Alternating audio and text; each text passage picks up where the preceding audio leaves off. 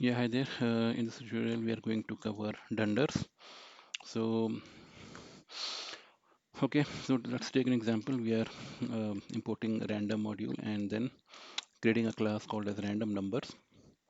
In this class, we are first creating the dunder init method in which we are passing n, which represents the number of elements that we want to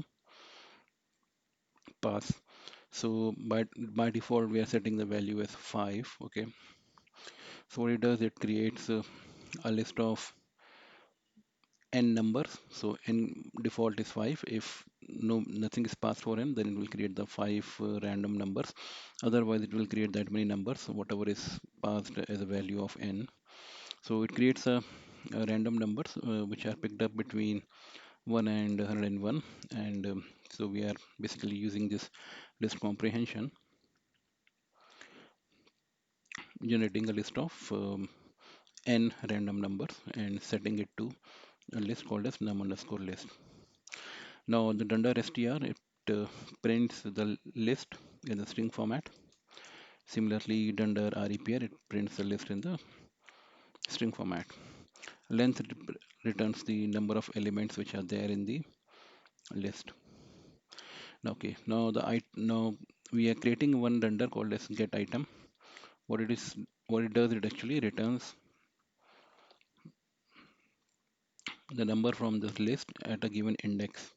So we will be passing an index to it, and whatever number is present at that particular index, it is returned. Set item is dunder set item. It sets the value in the list at a given index, whatever we have passed to the method. And another dunder we are creating is add. So what it does, it will add two random numbers. So since each of the random numbers contains a list of numbers, so what we are doing is we are just using the zip method, and to the zip method we are passing the self.num list and other.num list. It will return the two numbers, one number from the num list and one number from the others num list. It will add it and it will return the sum of the two random numbers in the form of a list. Okay, so small r is a random numbers. Okay, small r is the object that we're creating as random numbers. We are just printing small r. So if you see, this is the since we are not passing any number of elements, that like how many number of random numbers to generate, so by default it will create 5 because this is what we had specified at the time of initialization method. So r is created. This is r. It has it is a list of 5 numbers. Now we are printing the length of r. What it will do, it will call the, so this r is basically printing the list of numbers which are present in this objects list, and this actually calls the dunder str. Now what it does, this calls the dunder length to return the number of elements which are there in r's list, num list. So there are 5 elements in it. So we can access any individual element by passing the index. So if I say print r1, it will use this dunder get item. So the index that we are passing is 1, and so the element at the index 1, which is 73, is returned, just like we do in the case of arrays here. We can also assign the value. So r1, if I set to 24, then it will, and after that, if we print the r, it will assign the number at the index 1 is 24 is assigned, and we are just simply printing it. So in this way, using get item and set item dunders, we are able to access the individual items and set the values of the individual items in a list of random numbers.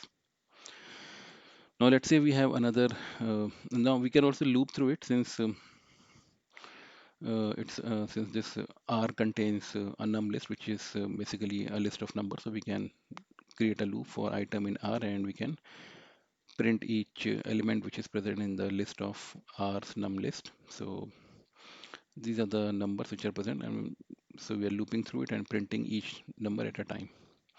Now let's say we create another object s, again random numbers. We are not passing anything to it, so it will create an object of random numbers, and it will have a num underscore list in it, and that will have 5 elements in it. We are printing s, so this is what s is, and after that what we are doing is we are um, adding the random numbers r plus s, basically adding these two objects r and s. So what it will do, it will add the individual elements of the list which belong to r and s. So the elements at the corresponding location at the same location get added. So if you see in this was r and this was s. So if you add it, so you get 80 plus 11 is 91 and so on. So in this way it is returning the sum, that is the addition of elements of the lists which belong to r and s objects.